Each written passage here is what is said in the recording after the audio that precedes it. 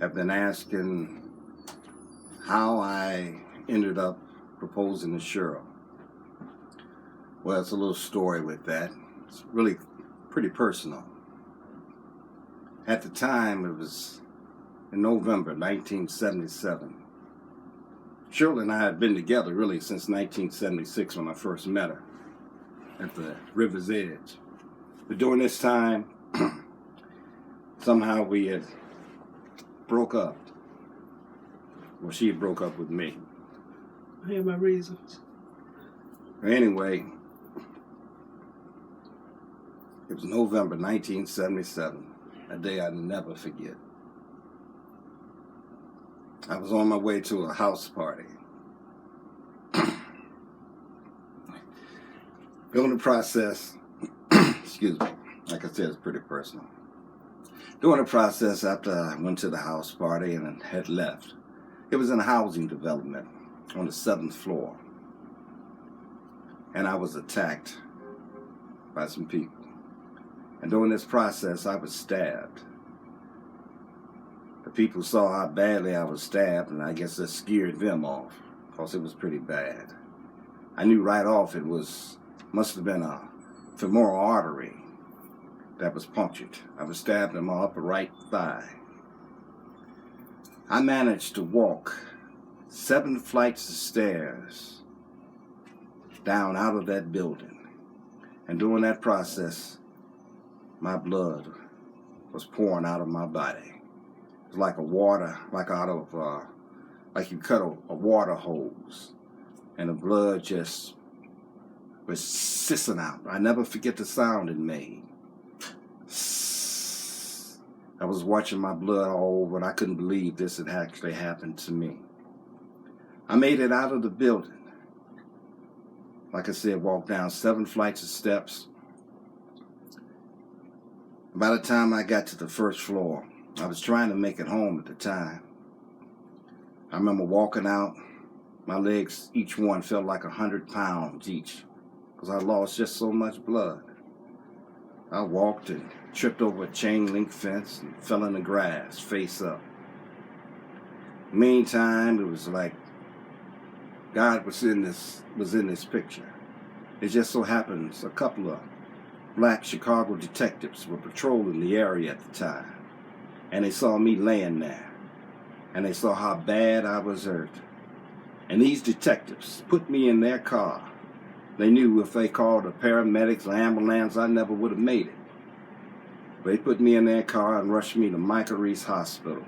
That's a hospital that's no longer in existence. It's been demolished. But they took me to Michael Reese Hospital, the emergency. The doctors, when they saw the condition I was in, they said they didn't think I was going to make it. Put me on a gurney.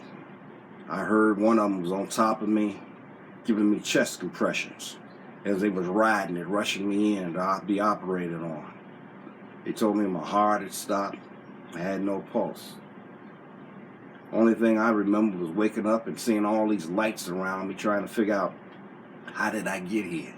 I remember where I laid, and I was outside. Now I'm all these lights looking down on me. It was the lights of the hospital. They said, open your mouth and just breathe. They put this mask over me. Next thing I know, I was wheeled in to be operated on. Doctors at one point after that, many hours later, came back and said, we're going to have to do another operation. Your right leg from the knee down is swelled up. And if you don't have this operation, you could lose your life. But there's a possibility you could lose your leg from the knee down. I signed the papers. I couldn't talk. I had tubes all in me, down my throat and everywhere. So I had the operation. Next thing I know, I woke up again. Only thing I remembered was saying, I wrote down, really, how's my leg? See, saved your leg. Had this big brace on it, laying there. I was like, wow. Doctors came over to me and said, we brought you in, you were clinically dead. You had no heart, no pulse. We're going to keep working on you. I had tubes everywhere. I couldn't believe it. I looked like Frankenstein's monster. I had tubes down my throat, my chest, tubes in other places I can't even mention. In the meanwhile, my mother, she was there, God bless her soul. She was really concerned and worried about my mother and my father. So I was laying there in intensive care. And I knew somehow deep down inside, even though the doctors were saying they didn't think things were going to go too well, at least that's what they were telling my mother, I knew I was going to be all right. I just felt it.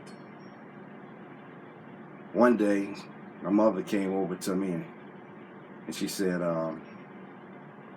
Cheryl would like to see you. Can she see you? And meanwhile, Cheryl, she had been calling me. She wanted to invite me over for Thanksgiving dinner. And when she called my mother was saying I wasn't there, which I wasn't. But she kept calling. Finally, my mother broke down and told her what had happened to me. I know it was a shock to her and my mother-in-law, or would-be mother-in-law. Anyway, when my mother asked me if Cheryl could come see me, I said, sure. I didn't know she was already there.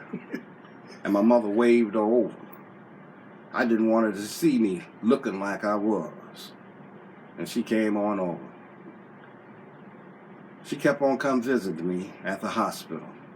Eventually I got better and I was able to go to an ordinary hospital room. In the meanwhile, she was coming to visit me, and I know that helped heal me as well, with a lot of prayers. One day as she was visiting, I asked her, I said, how would you like to be my lady for life? And she said, you mean get married? I said, yeah, get married. And she agreed. When later on, when I told my mother about my engagement, she thought I was so pumped up with these drugs. She said, what you talking about getting married? You just got your life, got your life back together. I mean, really got your life, because you was just about gone. And now you talking about getting married? I said, yeah. Well, anyway, we ended up eventually getting married. But that ordeal that I went through was something which I never forget. Happened on November the 17th, 1977. 23 years old. Had many operations. And also rehabilitation. At the time, even though my leg was saved, I was paralyzed from the knee down.